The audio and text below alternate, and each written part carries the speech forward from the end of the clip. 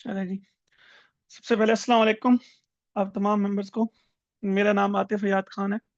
आज हम लिक्विडिटी की इंट्रोडक्शन की हमारी क्लास है, तो हम समझने की कोशिश करेंगे कि लिक्विडिटी है क्या, कहाँ कहाँ पे होती है, हमने इसको किस तरह यूज करना है, और ये हम इसको अगर लर्न कर लें तो हमारे लिए क्या किस तरह हम इससे फायदा उठा सकते हैं। उसके बाद फिर हम इसको मर्ज करेंगे वॉल्यूम के साथ कि हमने इसको वॉल्यूम के साथ कैसे ट्रेड करना है, ठीक है, और कब कब ट्रेड करना है, ट्रेंड के साथ कैसे अलाइन करना है। उसके बाद जब हम ट्रेड ले लेंगे तो हमने इसको एज अ टारगेट के लिए किस तरह यूज करना है। कोई भी जब हम ट्रेड लेंगे तो हम इसके लिए लिक्विडिटी के टारगेट किस तरह अचीव कर सकते हैं, ये सारी चीजें हमने डिस्कस करनी है। सबसे पहले हम आते हैं कि लिक्विडिटी होती क्या है। देखें, कोई भी जो चीज होती है ना, चलने के लिए नॉर्मली तौर पे हमारी नॉर्मल दुनिया में तो उसको एक फ्यूल की जरूरत होती है, ठीक है। जैसे अगर हम कहीं गाड़ी में जा रहे हैं तो वो गाड़ी तब तक चलती रहेगी जब उसमें, अगर वो पेट्रोल के ऊपर चलती है, डीजल के ऊपर चलती है, तो जब तक उसमें पेट्रोल या डीजल है। अगर कहीं पे वो स्टॉप हो जाती है, खत्म हो जाता है, तो उसको दोबारा से वो रिफ्यूलिंग की जरूरत होगी, फिर वो गाड़ी स्टार्ट हो सकती है। इसी तरह बाइक एग्जांपल भी दे सकते हैं। तो ये जो हमारी फॉरेक्स मार्केट है या ट्रेडिंग मार्केट है, इस मार्केट का जो फ्यूल है वो लिक्विडिटी है। कैसे? सपोज करें कोई, अगर आपके ने 1000 ऑर्डर लगने हैं सेल के, ठीक है, उसके लिए सबसे पहले कोई बायर होना होगा ना, बायर दरकार होगा तभी कोई बंदा सेल करेगा। उसके लिए अगर 1000 कोई चीज, आपने 1000 मोबाइल फोन बेचने हैं, तो आगे से 1000 मोबाइल फोन खरीदने की डिमांड होगी, तभी वो एक ट्रांजैक्शन हो पाएगी। तो लिक्विडिटी बेसिकली एक अहम रोल अदा करती है वो ट्रांजैक्शन करवाने के लिए। तो इसको हम सिंपली क्या कहते हैं कि यह फ्यूल ऑफ द मार्केट है, कि जो कि मार्केट इसी लिक्विडिटी की बेसिस के ऊपर चलती है, ठीक है। लिक्विडिटी क्या होती है? कोई भी जो मार्केट में एक ऑर्डर लगता है, वो हमारे लिए एक लिक्विडिटी होती है। ऑर्डर लगने से क्या मुराद है कि हम कोई भी ट्रेड लेते हैं। सपोज करें इस एरिया के ऊपर प्राइस है, जहां पे अभी घूम रही है 3332 या 3333 है। अभी हमने यहाँ से बाय किया है, हमने यहाँ पे एक बाय का ऑर्डर लगाया है। तो हमने ये बाय का ऑर्डर लगाया होगा, एक इसका स्टॉप लॉस प्लेस किया होगा, फिर आगे किसी पॉइंट के ऊपर इसका हमने टेक प्रॉफिट लेवल लगाया होगा, यानी कि अपना टीपी प्लेस किया होगा। तो मार्केट के लिए यहाँ से हमने जो एंट्री प्राइस लगाई है, ये भी एक लिक्विडिटी है। जो हमने इसका स्टॉप लॉस लगाया है, ये भी एक लिक्विडिटी है। और जो हमने टीपी लगाया है, ये भी लिक्विडिटी, ठीक है। हमारी तरह बहुत से लाखों लोगों ने, हजारों लाखों लोगों ने ये ट्रेड यहाँ से प्लेस करेंगे, यहाँ पे ट्रांजेक्शन हो रही हैं तभी मार्केट ऊपर नीचे हो रही है ना। तो नंबर ऑफ ट्रांजेक्शन, तो लिक्विडिटी सबसे ज्यादा कहाँ क्या होती है? Basically cluster of orders. Cluster of orders का क्या मतलब होता है? जहाँ पे सबसे ज्यादा ऑर्डर्स लग रहे होते हैं, उसको हम कहते हैं लिक्विडिटी। और वो ऑर्डर्स बाय के भी हो सकते हैं, सेल के भी हो सकते हैं। इवन जो हम स्टॉप लॉस लगाते हैं, वो भी लिक्विडिटी का किरदार अदा करती है मार्केट के लिए, ठीक है। जो टेक प्रॉफिट लेवल लगाते हैं, वो भी लिक्विडिटी होता है। कुछ लोग ये समझते हैं कि सिर्फ जो हम स्टॉप लॉसेस लगाते हैं वही लिक्विडिटी की होती है। तो लिक्विडिटी वो नहीं होती। मार्केट में कोई भी जो ऑर्डर पुट होता है, ऑर्डर लगता है, वो लिक्विडिटी काम करता है। इवन के जब हमने यहाँ से बाय किया है और मार्केट थोड़ी सी ऊपर चली गई है, हमारी डायरेक्शन में चली गई है बाय की, ठीक है। अगर मार्केट हमारी बाय की डायरेक्शन में चली गई है, तो हम क्या करते हैं कि अगर हमारे 1:1 रेशो में 1:1 दे रहे टेक प्रॉफिट, उसके बाद हम क्या कर देते होते हैं, अपनी ट्रेड को ब्रेक इवन कर देते हैं। इवन जो ब्रेक इवन का ऑर्डर हम प्लेस कर रहे हैं, वो भी मार्केट के लिए एक लिक्विडिटी है, ठीक है। तो जहां पे सबसे ज्यादा ऑर्डर्स प्लेस हुए होंगे, वो मार्केट मार्केट उस जगह पे मूव करती है। जहां पे क्लस्टर ऑफ ऑर्डर्स होते हैं, सबसे ज्यादा ऑर्डर्स पड़े होते हैं मार्केट में, तो मार्केट उन ऑर्डर्स को लेने के लिए वहां पे जाती है। तो वो मार्केट के लिए एक फ्यूल या लिक्विडिटी का किरदार अदा करते हैं, ठीक है। वो ऑर्डर्स बाय के भी हो सकते हैं, सेल के भी हो सकते हैं, स्टॉप लॉसेस भी हो सकते हैं, ब्रेक इवन भी हो सकते हैं। और ऑर्डर्स मार्केट में ना हर जगह पेंडिंग होते हैं। अभी मार्केट ऊपर जाएगी तो यहाँ से लोगों ने बाय स्टॉप लगाए होंगे, किस एरिया का ब्रेक होगा तो मार्केट उनका ऑर्डर लेके बाय चली जाएगी। इसी तरह यहाँ पे ऊपर से इसको रेजिस्टेंस समझ के मार्केट ने ये एरिया ब्रेक किया है ना, तो इसको रेजिस्टेंस समझते हुए यहाँ से बहुत से लोगों ने सेल के ऑर्डर्स भी प्लेस किए होंगे। तो जहां पे सबसे ज्यादा ऑर्डर्स होते हैं, उस जगह के ऊपर मार्केट अप्रोच करती है, वहां पे उस जगह साइड पे मूव करती है। तो लिक्विडिटी के हमने क्या सीखा है कि लिक्विडिटी क्या होती है? हर एक ऑर्डर जो फॉरेक्स मार्केट में लेते हैं, बेशक वो रिटेलर है, स्मार्ट मनी है, कोई भी है, नॉर्मल आप जैसे मैं से इंसान, आप और मेरे जैसे इंसान है, कोई भी जो एक ऑर्डर लगता है इस मार्केट में, वो क्या है? लिक्विडिटी है। अब हम इसको डिस्कस करते हैं कि हमारे लिए ये सीखना इंपॉर्टेंट क्यों है। कि हमें क्यों चाहे पता होना चाहिए कि लिक्विडिटी कहाँ कहाँ पड़ी है, या हम इसको यूज हमारे लिए सीखना क्यों जरूरी है और हम इसको कैसे यूज करते हैं। देखें, इसके एग्जांपल ऐसे है कि जब मार्केट लिक्विडिटी लेती है ना, जिसको हम लिक्विडिटी स्वीप का कॉन्सेप्ट कहते हैं, पहले हम ये डिस्कस करते हैं कि लिक्विडिटी स्वीप क्या चीज होती है। लिक्विडिटी स्वीप ये होती है कि ये एरिया था यहाँ पे, ठीक है, सबसे पहले इस जगह के ऊपर एक्सपोर्ट, यहाँ से लोगों ने बहुत सारे ऑर्डर्स लगाए हैं, तभी मार्केट यहाँ से बहुत सारे ऑर्डर्स लगे हैं, तभी मार्केट यहाँ से ऊपर जा रही है ना। तो क्या होगा कि बहुत से लोगों ने यहाँ पे अपने स्टॉप लॉसेस लगाए, ठीक है, इस जगह के ऊपर बायर्स के बहुत सारे स्टॉप लॉसेस थे जो कि मार्केट ने अभी अभी लिए, ठीक है। सारे लोगों के स्टॉप लॉसेस ले लिए, पीछे डेली डेली का लो भी था, वहां से भी लिक्विडिटी स्वीप हुई है। तो लिक्विडिटी स्वीप होने से क्या मुराद होता है, जहां पे बहुत सारे ऑर्डर्स होते हैं और जब मार्केट वो ऑर्डर्स ले लेती है और उसके बाद ऑपोजिट मूव करना शुरू कर देती है, उसको हम कहते हैं कि मार्केट ने लिक्विडिटी स्वीप की है और अब मार्केट रिवर्स हो रही है। बेशक रिवर्स हो या ना हो, जब मार्केट उन सारे स्टॉप लॉसेस को ले लेती है तो उसको हम क्या कहते हैं कि सारी लिक्विडिटी क्या हो गई है, ग्रैब हो गई है या स्वीप हो गई है, ठीक है। इसकी मैं और आपको दिखाता हूँ एग्जांपल, जैसे कि ये है, ये हमारे पास एक रेजिस्टेंस का लेवल था। पहले हमारे पास ये एक रेजिस्टेंस का लेवल था, यहाँ पे आपको एक नजर आ रहा होगा, एफईजी नजर आ रहा होगा, जो कि आप पिछली क्लासेस में पढ़ चुके हैं। तो जब मार्केट यहाँ पे गई होगी तो बहुत सारे लोगों ने इस जगह से सेल किया होगा।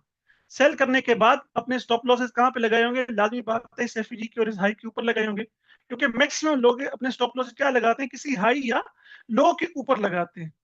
हम लोग जब वॉल्यूम के सेटअप्स पढ़े, जो आपने पढ़े हुए हैं, तो हम तो उनको वॉल्यूम के सेटअप्स के मुताबिक लगाते हैं ना, जहाँ पे उसका डेफिनेट लो या डेफिनेट हाई बनता है। लेकिन जो लोग सपोर्ट एंड रेजिस्टेंस के ऊपर या एसएमसी के ऊपर या आईसीटी के ऊपर स्टॉप लॉस लगाते हैं, तो वो पिछले हाई या लो के ऊपर लगाते हैं।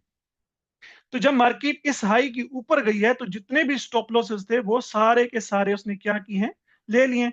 ये जो ऊपर नजर नजर आ रही है आपको, ऊपर गई है मार्केट, तो वो सारे स्टॉप लॉसेस उसने ले लिए। ये जो स्टॉप लॉसेस लिए हैं, हंट किए हैं, इसको आप स्टॉप लॉस हंटिंग भी कह सकते हैं, लिक्विडिटी स्वीप भी कह सकते हैं, और लिक्विडिटी ग्रैब भी कह सकते हैं।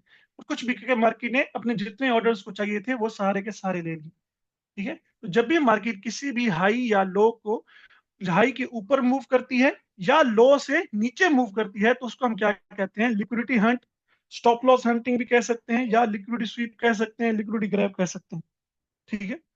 इसी तरह दोबारा अगर हम देखें तो ये हमारे लिए एक सपोर्ट का लेवल था, ठीक है। यहाँ से मार्केट ने एक बहुत अच्छी वेव दी है, प्रीवियस स्ट्रक्चर भी ब्रेक किया है, इंटरनल स्ट्रक्चर्स। तो दोबारा मार्केट ने क्या किया है कि इधर से एक हमारे पास जोन है, जहां से सपोर्ट का लेवल है, जहां से बहुत से रिटेलर ने बाय किया होगा, बहुत से लोगों ने बाय किया होगा, और उन्होंने भी अपने स्टॉप लॉसेस कहाँ पे लगाए होंगे, या इस लो के नीचे लगाए होंगे या इस लो के नीचे लगाए होंगे। मैं इसको थोड़ा सा ऊपर कर देता हूँ ताकि आसानी से नजर आ जाए।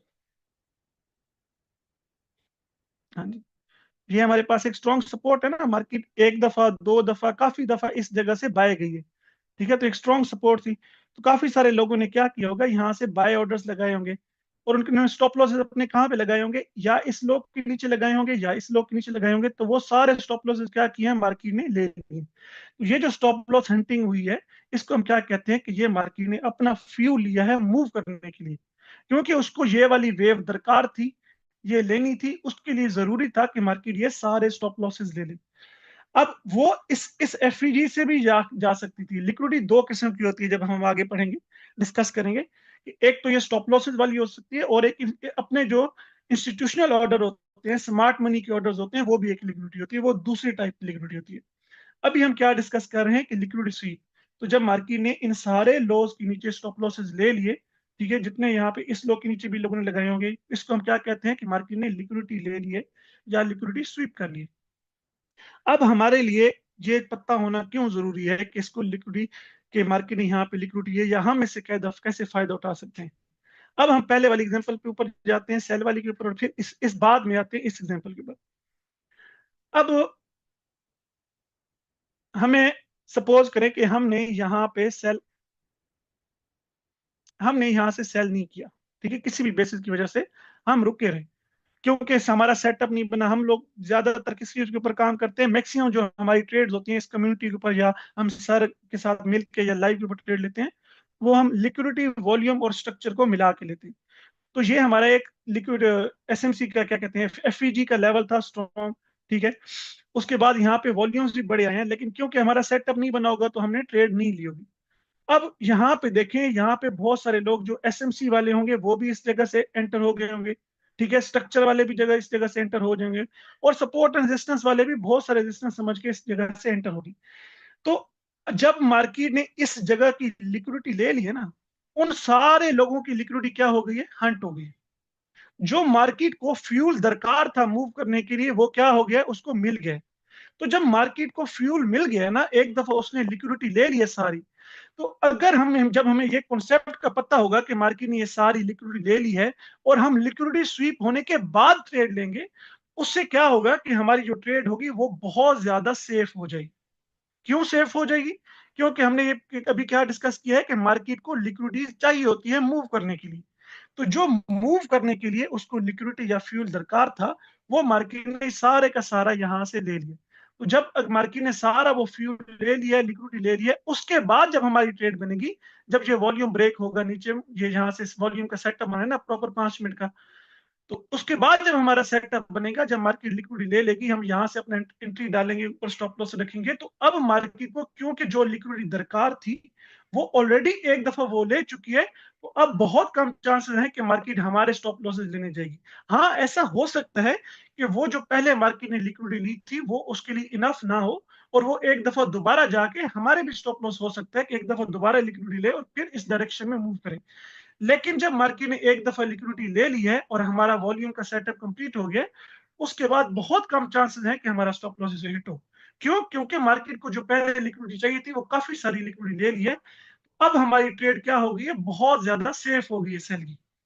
इसलिए जब हमें लिक्विडिटी के कॉन्सेप्ट का पता होता है या हम लिक्विडिटी को यूज करते हैं अपनी ट्रेडिंग में, तो इससे हमारी ट्रेडिंग बहुत ज्यादा सेफ हो जाती है। क्यों? क्योंकि मार्केट ऑलरेडी जितने लोगों को उसने निकालना था वो बाहर निकाल चुकी है, सपोर्ट रेजिस्टेंस वालों को, एसएमसी वालों को, सब लोगों को एक दफा निकाल चुकी है। अब जो हमारी ट्रेड हो गई है वो बहुत ज्यादा सेफ हो गई है। इसलिए हमारे लिए लिक्विडिटी का पढ़ना बहुत ज्यादा इंपॉर्टेंट है। क्यों? क्योंकि जब हम लिक्विडिटी को यूज करते हैं, जब मार्केट किसी जगह की लिक्विडिटी ले लेती है और हम ट्रेड लेते हैं, तो वो क्या हो जाती है, हमारी ट्रेड बहुत ज्यादा सेफ हो जाती है। अब हमने आगे जाके पढ़ना है हाई प्रोबेबिलिटी जोन। अब हम बाय वाली एग्जांपल के ऊपर जाते हैं।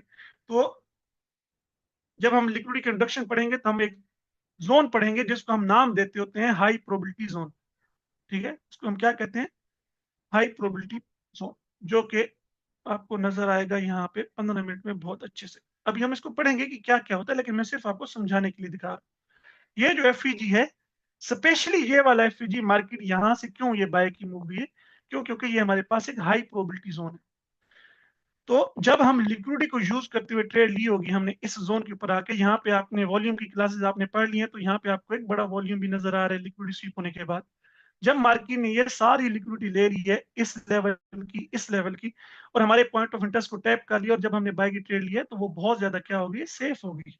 ठीक है, हमारे इवन के हमारी ये अगेंस्ट द ट्रेंड ट्रेड है, लेकिन फिर भी वो सेफ होगी है। क्यों? क्योंकि इसमें हमने लिक्विडिटी का और वॉल्यूम को मिला के कॉन्सेप्ट यूज किया है। जब हमने ट्रेड तब ली है, हमने ट्रेड कब ली है, जब मार्केट ने काफी सारी लिक्विडिटी ले ली है और मैक्सिमम लोगों को इन एरिया से आउट कर लिया है। तो जब मैक्सिमम लोगों को इन एरिया से आउट कर दिया है और फिर हम एंटर हुए हैं, तो फिर हमारी ट्रेड सेफ है।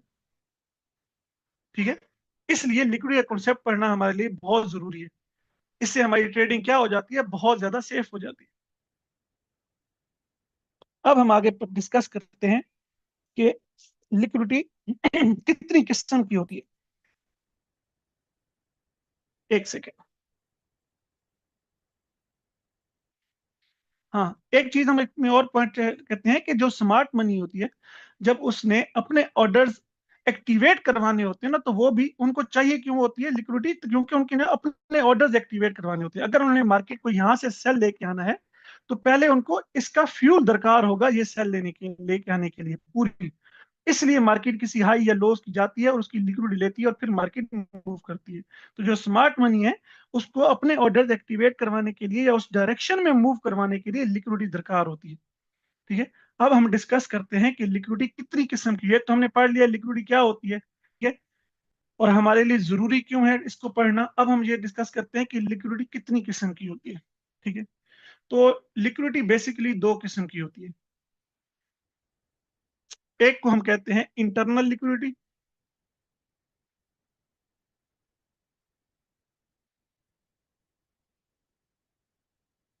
ठीक है।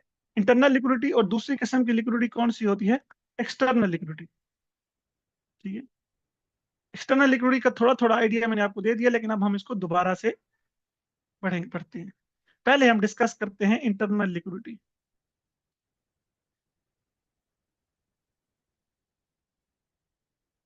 ठीक है। लिक्विडिटी कितनी किस्म की होती है? पहली बेसिकली दो किस्म की होती है, फिर आगे जाके इनकी सब ब्रांचेस निकलती हैं। एक्सटर्नल लिक्विडिटी फिर काफी किस्म की होती है।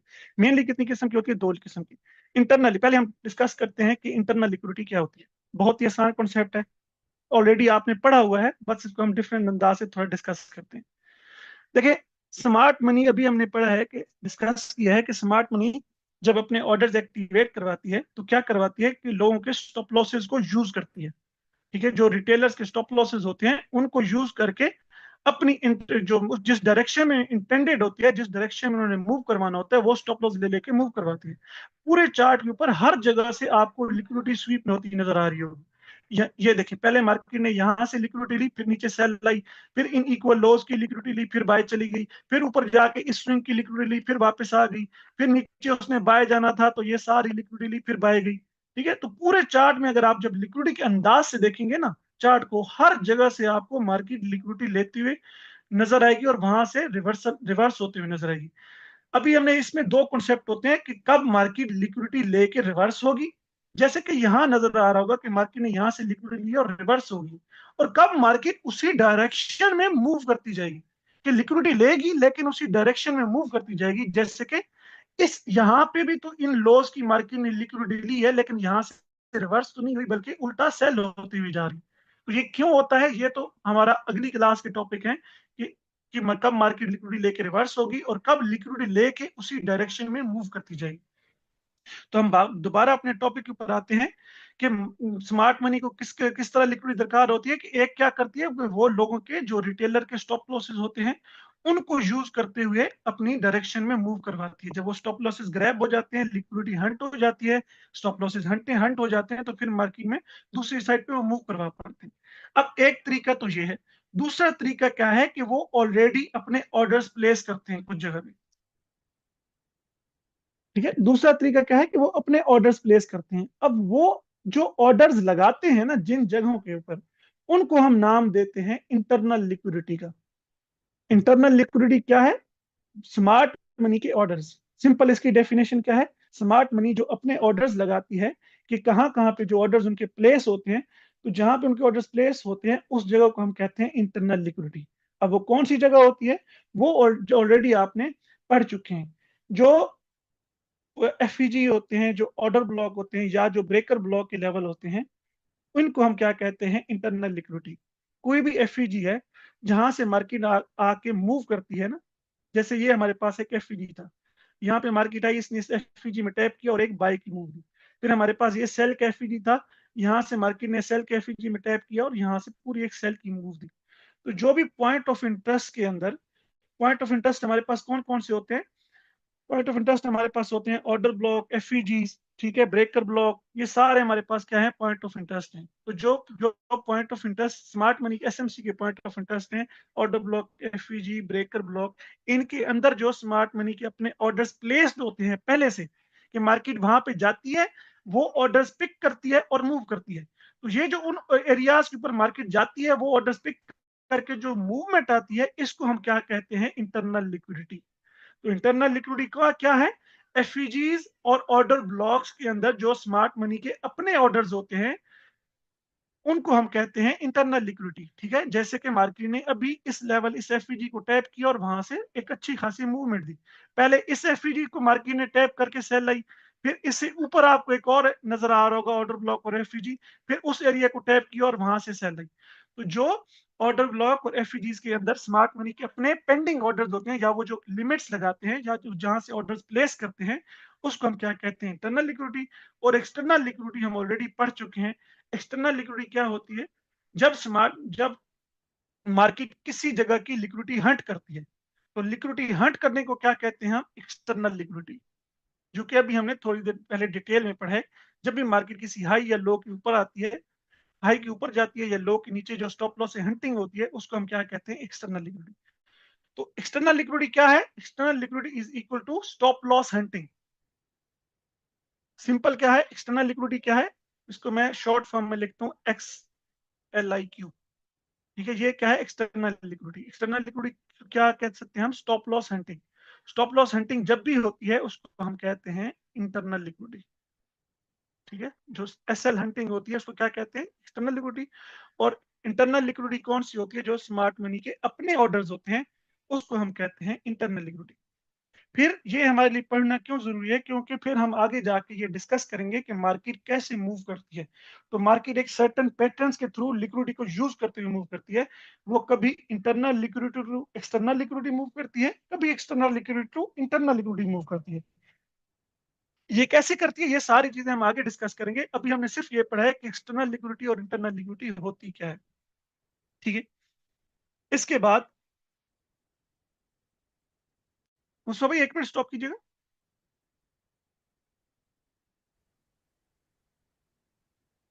ठीक है, तो अभी हमने क्या डिस्कस किया है कि एक्सटर्नल लिक्विडिटी और इंटरनल लिक्विडिटी क्या होती है। अब इंटरनल लिक्विडिटी की तो यही टाइप्स हैं कि जो स्मार्ट मनी के अपने ऑर्डर्स होते हैं किसी भी जगह के ऊपर, एफपीजीज ऑर्डर ब्लॉक के, उनको हम इंटरनल लिक्विडिटी कहते हैं। एक्सटर्नल लिक्विडिटी की फर्दर टाइप्स हैं। इंटरनल एक्सटर्नल लिक्विडिटी कौन कौन सी होती है, तो वो अब हम टाइप डिस्कस करते हैं। एक्सटर्नल लिक्विडिटी, सबसे पहली जो टाइप होती है एक्सटर्नल लिक्विडिटी की, उसको हम कहते हैं बाय साइड लिक्विडिटी। ये नंबर 1 है। ठीक है, number 1 is equal to buy side liquidity या sell side liquidity. Buy side liquidity and sell side liquidity, ये एक्सटर्नल लिक्विडिटी की पहली टाइप है। एक्सटर्नल लिक्विडिटी की पहली टाइप में bye side liquidity and sell side liquidity को कहते हैं एक्सटर्नल लिक्विडिटी। अब इसमें से हम पहले डिस्कस करते हैं कि बाय साइड लिक्विडिटी कौन सी होती है। ठीक है, इस एक्सटर्नल लिक्विडिटी फर्दर पहली टाइप में bye side liquidity and sell side liquidity, उसमें हम पढ़ रहे हैं कि बाय साइड लिक्विडिटी कौन सी होती है। देखिए, कोई भी जो एक स्विंग बनता है ना, जहां पे ये देखिए जो स्विंग हाई, सबसे पहले तो आपको पता होना चाहिए कि स्विंग हाई कौन सा होता है। ये तो बेसिकली स्ट्रक्चर आपने पढ़ चुके हैं, तो आपको पता होगा कि स्विंग हाई कौन सा होता है। जब भी मार्केट एक स्विंग लगाती है, उसके बाद एक मूवमेंट देती है, तो वो एक हाई क्रिएट होता है, जिसको हम क्या कहते हैं? स्विंग हाई कहते हैं। तो कोई भी जो स्विंग हाई होता है, उस स्विंग हाई के ऊपर जो स्टॉप लॉसेस होते हैं, उनको हम क्या कहते हैं? Buy side liquidity. बहुत ही सिंपल है। ठीक है, इसमें कुछ भी मुश्किल नहीं है, सिर्फ हम टाइप डिस्कस करें ताकि आगे जाके हम इनको यूज कर सकें। तो कोई भी जो मार्केट में एक स्विंग क्रिएट होता है और उस स्विंग का जो हाई पॉइंट है, टॉप का पॉइंट है, उसके ऊपर जो लोगों के स्टॉप लॉसेस होते हैं, उनको क्या कहते हैं? Buy side liquidity. पहले हम सिर्फ स्टॉप लॉसेस को क्या नाम दिया था हमने? एक्सटर्नल लिक्विडिटी का। और फर्दर हम उनको डीप डाउन जाके डिस्कस कर रहे हैं कि उस जो एक्सटर्नल लिक्विडिटी की ये टाइप कौन सी है, जो स्विंग हाइज के ऊपर होती है, बाय साइड लिक्विडिटी। और जो स्विंग लोज के नीचे होती है, उसको हम कहते हैं सेल साइड लिक्विडिटी। अच्छा, अब हम इसमें थोड़ा सा ये डिस्कस करते हैं कि इसको बाय साइड लिक्विडिटी और सेल साइड लिक्विडिटी क्यों कहते हैं। बाय साइड लिक्विडिटी हम इसको क्यों कहते हैं? देखिए, बहुत से लोग होते हैं, एक तो यहाँ पे स्टॉप लॉसेस होते हैं स्विंग हाई के ऊपर, उसको हम बाय साइड लिक्विडिटी कहते हैं, वो होती है। एक चीज और भी होती है यहाँ पे, जो कि इस नाम को नाम की वजह बनी। वो वजह क्या होती है कि बहुत सारे लोग क्या होते हैं, जो कि ब्रेकआउट ट्रेडर्स होते हैं, जो किसी एरिया के ब्रेकआउट के ऊपर ट्रेड करते हैं। ठीक है, जैसे मार्की ने इस एरिया के ऊपर गई थी, यहाँ पे इस हाई के ऊपर, या इस हाई के ऊपर मार्केट ने जाके मोमेंटम कैंडल क्लोज की है। ठीक है, अब हम इनको दोनों तरीके से डिस्कस करते हैं कि किस तरह ये बाय साइड लिक्विडिटी हम इसको क्यों कह रहे हैं या कैसे यूज हो रही है। तो पहले हम एक स्ट्रेटजी डिस्कस करते हैं, जिसको हम कहते हैं ब्रेकआउट स्ट्रेटजी, जो कि बहुत सारी दुनिया में रिटेल ट्रेडर्स यूज करते हैं उसको ट्रेड करने के लिए। वो ये देखते हैं कि जब भी मार्केट एक स्विंग क्रिएट करती है, जैसे कि ये क्रिएट किया है, उसके बाद अगर जाके वो उस स्विंग को अपसाइड ब्रेक कर देती है, ठीक है, या वो उनका ये एनालिसिस होता है कि मार्केट इस स्विंग को जाके अपसाइड ब्रेक करेगी और इसके बाद क्या कर देगी? बाय की मूवमेंट देगी और फर्दर अपनी बाय की मूवमेंट को कंटिन्यू करेगी। उनका ये एनालिसिस होगा कि मार्केट इस हाई को ब्रेक करने के बाद अपसाइड जाएगी और इसी तरह बाय साइड पे मूव करती जाएगी। इसको अगर मैं ड्रॉ करूं यहाँ पे, ये हमारे पास एक स्विंग हाई था, तो उन जिस तरीके से भी उन्होंने एनालिसिस किया होगा, तो उनकी ये स्ट्रेटजी है कि मार्केट अगर इस हाई को, किसी भी स्विंग हाई को, या हमारे सामने ये हाई है, तो जब इस हाई को ब्रेक करेगी, पहले उनका एनालिसिस ये हो सकता है कि मार्केट इस हाई को ब्रेक करेगी और इसके बाद क्या करेगी, बाय साइड मूवमेंट देगी। ये उनका एनालिसिस होगा। और दूसरे किस्म के ट्रेडर्स क्या हो सकते हैं कि वो वेट करेंगे। पहले किस्म के ट्रेडर्स कौन से हैं कि वो, उनका पहले से एनालिसिस होगा कि मार्केट इस हाई को जाके, क्योंकि मार्केट किसी नीचे से हो सकता है स्ट्रॉन्ग जोन से उठ रही हो, ठीक है, तो उनका ये एनालिसिस हो सकता है कि इस हाई को मार्केट जाके ब्रेक करेगी और मार्केट यहाँ पे बाय मूव करेगी। तो वो क्या करते हैं कि वो, क्योंकि उनका एनालिसिस होता है कि मार्केट इस हाई को जाके ब्रेक करेगी, तो वो क्या कर देते हैं, यहाँ पे अपने पेंडिंग ऑर्डर्स लगा देते हैं। पेंडिंग ऑर्डर्स क्या लगाते हैं, बाय लिमिट्स प्लेस करते हैं, बाय स्टॉप्स प्लेस करते हैं, sorry, buy stops. Buy stop क्या होता है, बाय स्टॉप ये होता है कि अगर मार्केट, हम खड़े हैं यहाँ पे, इस जगह के ऊपर, हम सपोज करें कि प्राइस है यहाँ पे, हम इसको थोड़ा सा पीछे लेके जाते हैं रिप्ले में, ठीक है, अभी प्राइस है इस जगह के ऊपर खड़ी हुई है। तो जो ब्रेकआउट ट्रेडर्स होते हैं वो क्या करेंगे, इस हाई के ऊपर जो जो ब्लैक लाइन लगी है, वो क्या करेंगे, इस हाई के ऊपर अपने बाय स्टॉप लिमिट्स प्लेस कर सकते हैं। बाय स्टॉप लिमिट का मतलब ये है कि यहाँ पे उनका एनालिसिस, क्योंकि बाय होगा, तो वो यहाँ पे एक ऑर्डर प्लेस करेंगे, और वो ऑर्डर एक्टिवेट कैसे होगा, वो ऑर्डर बाय का होगा, और वो एक्टिवेट कैसे होगा कि जब मार्केट यहाँ से इस स्विंग के ऊपर आ जाएगी, इस ऑर्डर को पिक करेगी और इसके बाद क्या चली जाएगी, बाय चली गई जाएगी, तो उनको क्या होगा, प्रॉफिट होगा। इसको कहते हैं बाय स्टॉप, जो किसी हाई के ऊपर या किसी भी, अगर प्राइस नीचे है तो वो ऊपर की डायरेक्शन में लगाया जाता है, ठीक है। प्राइस तो अभी यहाँ पे है ना, प्राइस तो ऊपर गई ही नहीं है, प्राइस तो अभी इस जगह के ऊपर है, और वो अपना बाय स्टॉप कहाँ पे प्लेस कर रहे हैं, इस जगह के ऊपर, ठीक है, कि मार्केट इस एरिया के ऊपर जाएगी तो उनको भी साथ लेते हुए जाए, ठीक है, कि उनकी सवारी को भी साथ लेते हुए जाए, ठीक है। यानी कि यहाँ पे आप अपनी एक, जिस तरह हम, अगर हमने कोई टिकट बुक करवानी हो, तो हम जिस तरह अपना क्या करते हैं, बुकिंग करवा लेते हैं ना ऑर्डर की पहले से, तो वो पहले से अपना यहाँ पे एक लिमिट प्लेस कर देते हैं कि मार्केट जब इस डायरेक्शन के ऊपर जा रही है बाय, तो यहाँ से क्रॉस करेगी तो उनका ऑर्डर भी लेते हुए जाएगी। एक किस्म के ये ट्रेडर्स होते हैं जो अपने बाय स्टॉप प्लेस करते हैं पहले से, ठीक है, इस हाई के ऊपर। तो इसलिए इसको क्या कहते हैं, बाय साइड लिक्विडिटी। और दूसरे किस्म के ट्रेडर्स कौन से होते हैं, जो थोड़े से समझदार होते हैं, वो ऑर्डर अपना पहले से नहीं प्लेस करते, वो क्या करते हैं, वो वेट करते हैं इस एरिया के ब्रेकआउट होने का। इस एरिया के ब्रेक, जब मार्केट ने मोमेंटम कैंडल से इस एरिया को ब्रेक किया है, तो वो फिर क्या करेंगे, यहां से बाय ऑर्डर प्लेस करेंगे, अपनी बाय की लिमिट लगा, या बाय ऑर्डर अपना खुद उसी टाइम पे ही एक्टिवेट कर देंगे, बाय कर लेंगे यहां से।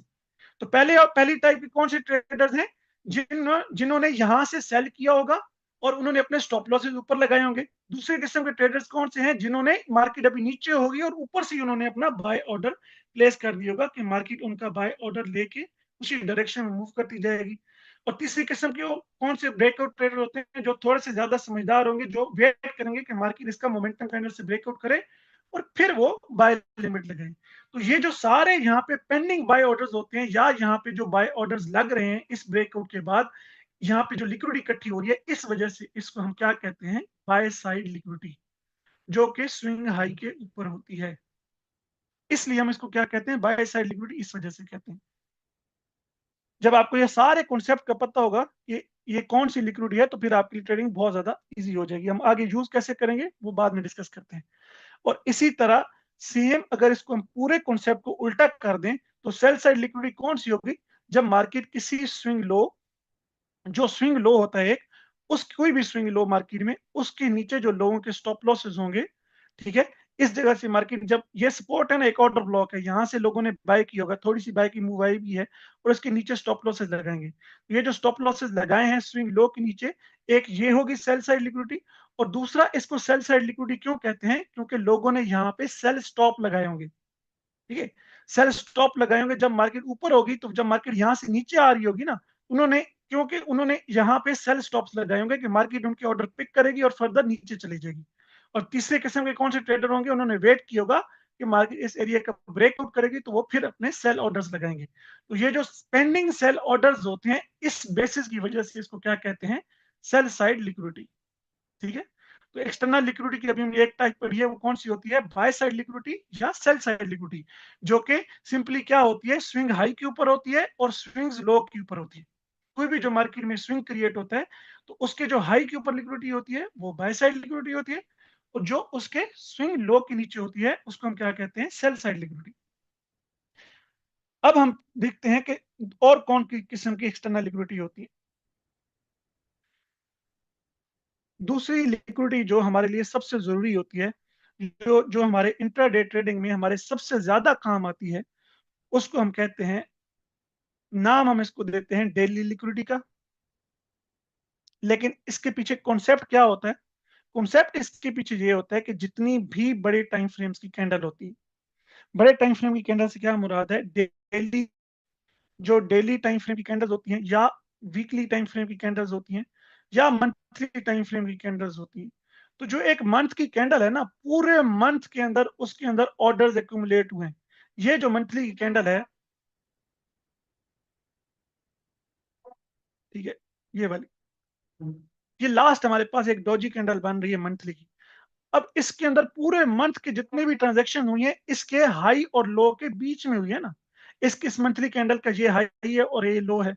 तो पूरे मंथ के अंदर जितनी भी ट्रांजैक्शन हुई होंगी वो इसके हाई और लो के नीचे होंगे। तो बहुत सारे लोगों ने बाइंग यहाँ से स्टार्ट की होगी, स्टार्ट कर कर करके उनके क्या होंगे, स्टॉप लॉसेस क्या होंगे, इस मंथली कैंडल के लो के नीचे होंगे। स्पेशली जो स्विंग ट्रेडर्स होते हैं, जो बड़े टाइम फ्रेम के ऊपर काम करते हैं, या उन्होंने सेल के ऑर्डर्स प्लेस किए होंगे, तो बहुत सारे लोगों के क्या होंगे, स्टॉप लॉसेस क्या होंगे, इस मंथली कैंडल की हाई के ऊपर होंगे। तो इसलिए जो बड़े टाइम फ्रेम की कैंडल्स होती हैं, इसी तरह पिछली मंथली कैंडल की भी इसी तरह ही होगा, हाई और लो के नीचे होंगे पूरे मंथ के। इसी तरह जो वीकली टाइम फ्रेम की कैंडल है, उसमें पूरे वीक की कैंडल के, पूरे वीक के दौरान जितने भी ऑर्डर्स एग्जीक्यूट हुए होंगे, वो सारी ट्रांजेक्शन इस एक वीकली कैंडल के अंदर हुई है ना, ये जो अभी चल रही है, ठीक है।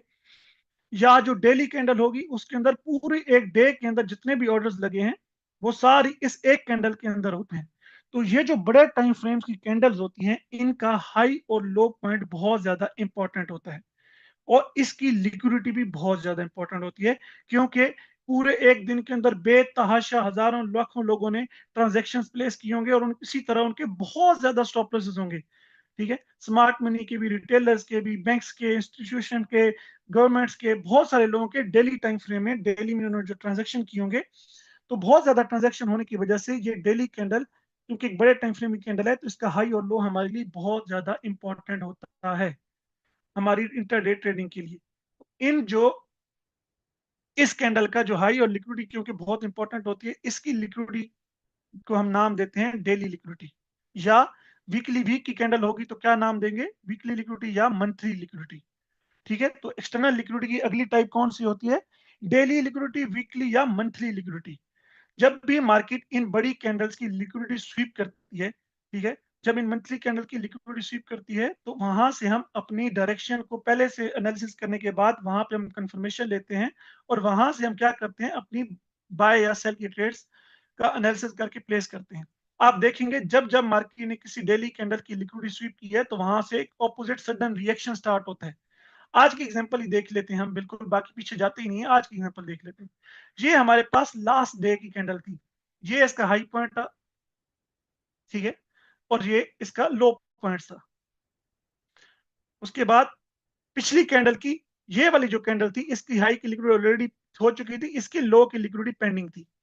तो हम क्या करते हैं इंट्राडे ट्रेडिंग में, हमारे पास करीब तीन जो डेली की कैंडल्स होती हैं, या वीकली की या मंथली की कैंडल्स होती हैं, जो कि करीब तीन हमारे पास कैंडल्स होती हैं, हम उनके हाई या लो मार्क कर लेते हैं।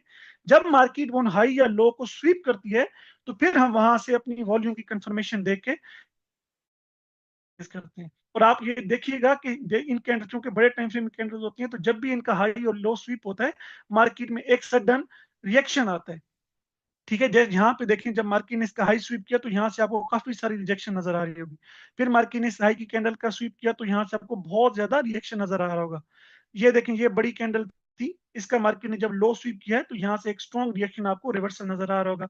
ये लास्ट आज के दिन की बात करें, तो मार्केट ने जब प्रीवियस डे हाई की लिक्विडिटी ली है, तो वहां पे मार्केट ने कितना स्ट्रॉन्ग रिएक्शन दिखा के सेल हुई है। उसके बाद जब मार्केट ने यहाँ से प्रीवियस उससे पिछले दिन की डेली की लिक्विडिटी स्वीप की है, तो यहाँ से भी एक अभी अभी हमारे सामने ही एक स्ट्रॉन्ग रिएक्शन आ रहा है रिवर्सल का। तो ये जो बड़े टाइम फ्रेम की कैंडल्स होती हैं, इनकी लिक्विडिटी हमारे लिए बहुत ज्यादा इंपॉर्टेंट होती है। तो हम इनको यूज कैसे करते हैं? अगर हम जिस जगह के ऊपर खड़े हैं, आज के दिन खड़े हैं, तो हमारे जो करीब तरीन होंगी ना डेली की कैंडल्स, उनके हाई और लो हम मार्क कर लेंगे और हम वेट करेंगे कि जैसे ही वो स्वीप होते हैं, मार्केट उनके हाई के ऊपर जाएगी या लो के नीचे जाएगी, तो वहां पे हम कंफर्मेशन देके अपनी ट्रेड प्लान करेंगे। ठीक है, तो हम हमारा क्या करेंगे, हम जिस जगह के ऊपर प्राइस खड़ी है उसके जो करीब तरीन होंगे। अब करीब तरीन आज के दिन चल रहे हैं ना 14 अगस्त का, तो इसके करीब तरीन कौन सी थी? लास्ट कैंडल का हाई और लो था, वो हमने मार्क कर लिया। और ये मार्क कर लिया वाला, जहां पे मार्केट अप्रोच कर रही है ना जिस जगह के ऊपर, तो हम उसका करीब तरीन डेली या वीकली या मंथली कैंडल का हाई और लो मार्क कर लेंगे। फिर हम वहां पे कंफर्मेशन देखेंगे और वहां से अपनी ट्रेड प्लान करेंगे। ठीक है, अभी तक हमने कितनी किस्म की एक्सटर्नल लिक्विडिटी पढ़ ली? एक bye side liquidity, cell side liquidity, और तीसरी क्या पढ़ी है? डेली की कैंडल्स की लिक्विडिटी। ठीक है, अब हम नेक्स्ट टाइप की लिक्विडिटी पढ़ने लगे हैं, एक्सटर्नल लिक्विडिटी की तीसरी टाइप, वो होती है सेशन लिक्विडिटी। एक सेकेंड, टाइप की लिक्विडिटी कौन सी होती है? सेशन की लिक्विडिटी। सेशन की लिक्विडिटी कौन सी होती है? अभी हमने पढ़ा है ना डेली की कैंडल, तो एक जो डेली की कैंडल बनती है उसके अंदर 3 सेशन होते हैं जो हमारे लिए इंपॉर्टेंट होते हैं। 3 सेशन कौन से होते हैं? जब मार्केट स्टार्ट होती है तो सुबह एक एशियन सेशन होता है। पूरे एशियन सेशन में जो एशियन रीजन के अंदर जितनी ट्रेडिंग होती है, उसमें मार्केट एक हाई या लो क्रिएट करती है। ठीक है, जो कि सुबह शुरू होता है 3 बजे। 3 बजे से लेके तकरीबन 11 बजे तक जो जो ट्रेडिंग होती है, जब मार्केट यहाँ पे देखें ना 3 बजे ओपन हुई मार्केट, 3 बजे से लेके 11 बजे तक जितनी भी ट्रेडिंग हुई उसके दौरान एक हाई और लो क्रिएट होता है। तो जो उस हाई और लो क्रिएट होता है उसको हम कहते हैं उस सेशन की लिक्विडिटी। यानी कि ये एशियन सेशन में जितनी ट्रेडिंग हुई है, उस ट्रेडिंग में जो एक हाई और लो क्रिएट हुआ है, इसको हम क्या कहेंगे? एशियन सेशन है ये, तो इसको हम कहेंगे एशियन सेशन की लिक्विडिटी। उसके बाद उसी तरह फिर लंदन स्टार्ट हो जाता है। जब एशियन खत्म होता है तो उसके बाद क्या स्टार्ट हो जाता है? लंदन। लंदन कहाँ से स्टार्ट हुआ? लंदन यहाँ से स्टार्ट होकर लंदन का ये हाई लगा है। और लंदन का सेशन पहले, एशियन सेशन स्टार्ट होता है 3 बजे से लेकर 11 बजे। फिर लंदन सेशन स्टार्ट होता है तकरीबन 12 बजे से लेके 9 बजे तक। फिर उस 12 बजे से लेके 9 बजे तक तकरीबन जितना भी मार्केट ने एक हाई और लो क्रिएट किया होता है, उसको हम क्या कहते हैं? लंदन सेशन की लिक्विडिटी। फिर लंदन और न्यूयॉर्क क्या करते हैं? आपस में ओवरलैप करते हैं। न्यूयॉर्क सेशन कब स्टार्ट होता है? 5 बजे से लेके रात 3 बजे तक। तो 5 बजे से लेके रात 3 बजे तक जितनी भी ट्रांजेक्शन होती हैं और उसके दौरान जो एक हाई या लो क्रिएट होता है, उसको हम क्या कहते हैं? एनवाई सेशन की लिक्विडिटी। ठीक है, तो सेशन लिक्विडिटी कौन सी होती है? हर सेशन के अंदर जो उस सेशन के दौरान ट्रेडिंग होती है, उसमें जो हाई या लो क्रिएट होता है, उसको हम कहते हैं सेशन की लिक्विडिटी। ये हमारे लिए इंपॉर्टेंट क्यों होती है? क्योंकि जब भी एक सेशन खत्म होता है, जैसे कि यहाँ पे एशियन सेशन, चले हम इसकी ना कोई एक प्रॉपर एग्जांपल देखते हैं जहां से मार्केट ने मूव दी हो, जैसे ये है। जब भी एक सेशन खत्म होता है, जैसे कि यहाँ पे एशियन सेशन, पूरा एशियन सेशन की ट्रेडिंग हो गई ना, तो जब मार्केट उस सेशन की लिक्विडिटी स्वीप होती है, वो हमारे लिए बहुत ज्यादा इंपॉर्टेंट होती है। इस तरह हमारे लिए डेली की कैंडल लिक्विडिटी स्वीप हो के हम ट्रेड प्लान कर रहे थे, इसी तरह जब भी मार्केट किसी सेशन की लिक्विडिटी स्वीप करती है, तो वहां से हम रिवर्सल की ट्रेड प्लान करते हैं। लेकिन लिक्विडिटी स्वीप के ऊपर हमेशा हम रिवर्सल की ट्रेड प्लान करते हैं ना। लिक्विडिटी स्वीप का कॉन्सेप्ट ही यही होता है कि मार्केट वहां से लिक्विडिटी ले और वहां से रिवर्स हो जाती है। एक लिक्विडिटी रन होता है जब मार्केट उस लिक्विडिटी लेके उसी डायरेक्शन में मूव करती है, वो अभी हमने डिस्कस ही नहीं किया। अभी हमने सिर्फ यही डिस्कस किया कि लिक्विडिटी स्वीप को, कि कब मार्केट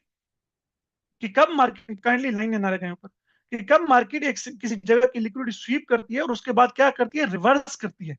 तो लिक्विडिटी स्वीप के बाद हमेशा रिवर्सल आता है। तो जब भी मार्केट किसी सेशन की लिक्विडिटी लेती है, स्वीप करती है, तो उसके बाद हम क्या करते हैं? रिवर्स की ट्रेड लेते हैं। इसके लिए हमारे पास जो मोस्ट इंपॉर्टेंट होता है, जिसकी लिक्विडिटी सबसे ज्यादा इंपॉर्टेंट होती है, वो होती है सेशन की, एशियन सेशन की लिक्विडिटी।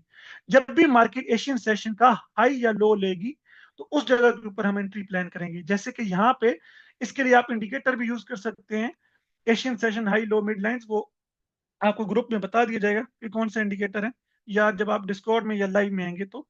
तो एशियन सेशन की जब जब भी मार्केट लिक्विडिटी स्वीप करती है तो ज्यादातर केसेस में वहां से एक रिवर्सल आता है। जैसे कि यहाँ पे आप देख रहे होंगे, जब एशियन की हाई की लिक्विडिटी स्वीप की है, यहाँ से मार्केट ने स्ट्रॉन्ग एक रिवर्सल दिया है। उसके बाद जब आके एशियन की लो की लिक्विडिटी लिए, फिर से एक रिवर्सल दिया है। तो जो सेशन की लिक्विडिटी होती है, जब जब मार्केट वो स्वीप करती है, वहां पे हम अपने वॉल्यूम की कंफर्मेशन लेते हैं और ट्रेड प्लान करते हैं। अच्छा, अभी हम सिर्फ ये पढ़ रहे हैं कि मार्केट जब लिक्विडिटी लेके किस तरह रिवर्स होती है। हमारे पास कौन से साइन आएंगे, हमें कैसे पता चलेगा कि मार्केट ने अब लिक्विडिटी ले ली है और अब यहां से रिवर्सल आएगा और अब हम ये ट्रेड कर सकते हैं। वो सारी चीजें बात की हैं।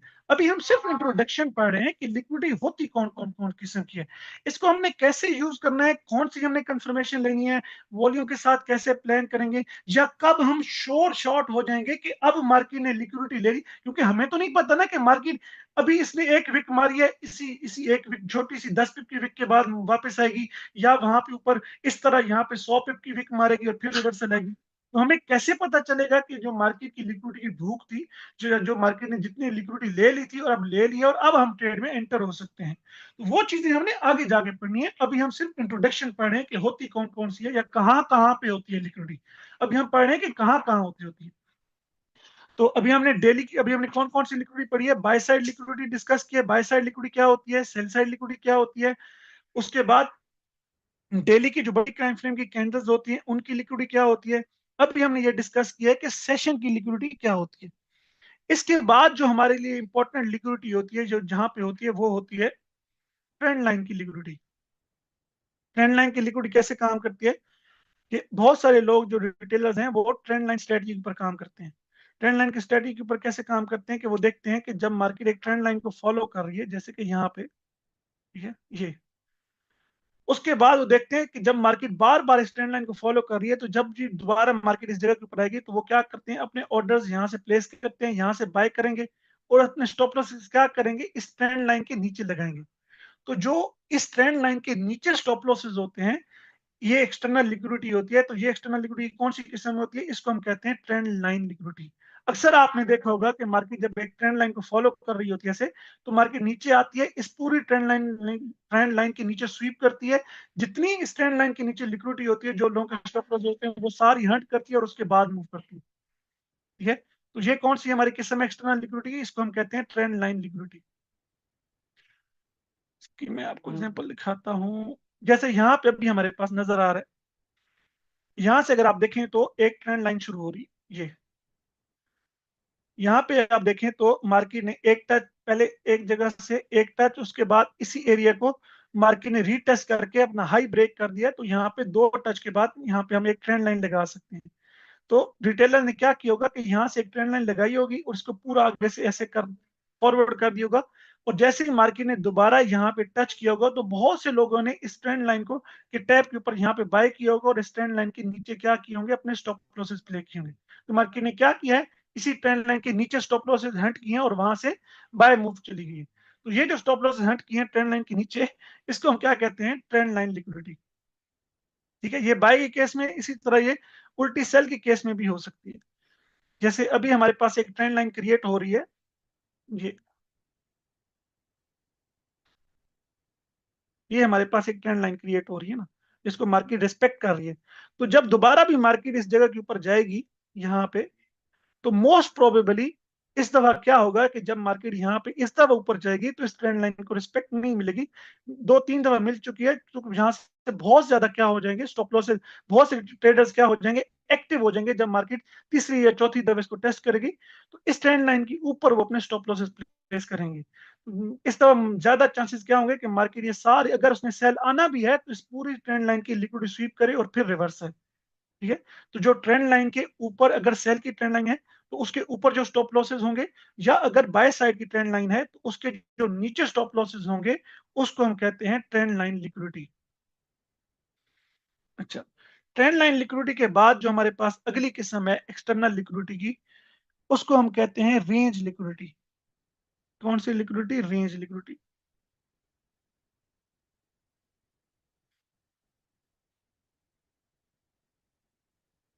एक सेकेंड बस।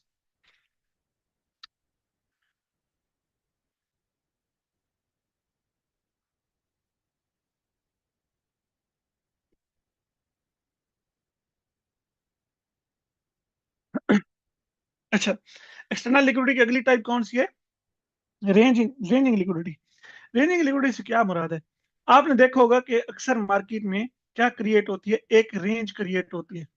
जब मार्केट इन डिसीजन के फेस में होती है कि मार्केट जब किसी एक साइड पे मूव नहीं करती, बल्कि वो क्या करती है, बाय साइड हल्का सा बाय साइड मूव करके फिर सेल साइड मूव करके यहाँ पे एक रेंज क्रिएट करना शुरू कर देती है। ऐसे लाजमी नहीं है कि बिल्कुल ही पैरेलल रेंज हो, वो इस तरह से भी हो सकती है ये।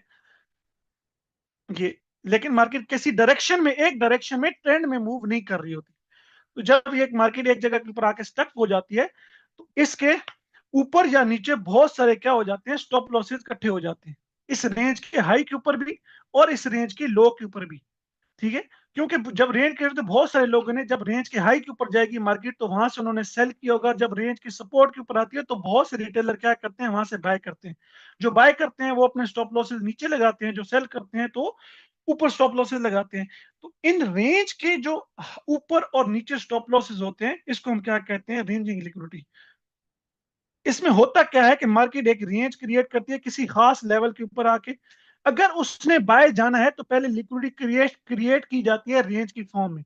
जब रेंज की फॉर्म में काफी सारी लिक्विडिटी क्रिएट हो जाती है तो उसके बाद मार्केट क्या करती है, अगर उसने बाय जाना है तो सारी रेंज की लिक्विडिटी लेगी, रेंज की लो की लिक्विडिटी लेगी और फिर क्या करेगी, बाय मूव करेगी। तो अक्सर मार्केट में क्या किया जाता है, रेंज की फॉर्म में लिक्विडिटी क्रिएट की जाती है, फिर मार्केट वो लिक्विडिटी लेती है और फिर मूव करती है। अगर उसने बाय जाना है तो रेंज की लो की लिक्विडिटी लेके फिर बाय जाएगी, अगर सेल जाना है तो रेंज की सारी रेंज की हाई की लिक्विडिटी लेके फिर सेल जाएगी। इसकी मैं आपको एग्जांपल दिखाता हूँ, बिल्कुल रिसेंट एग्जांपल अगर आप देखेंगे तो ये देखें। यहाँ पे अगर आप देखें तो काफी सारी मार्केट ने एक रेंज क्रिएट की है। ये देखें, ये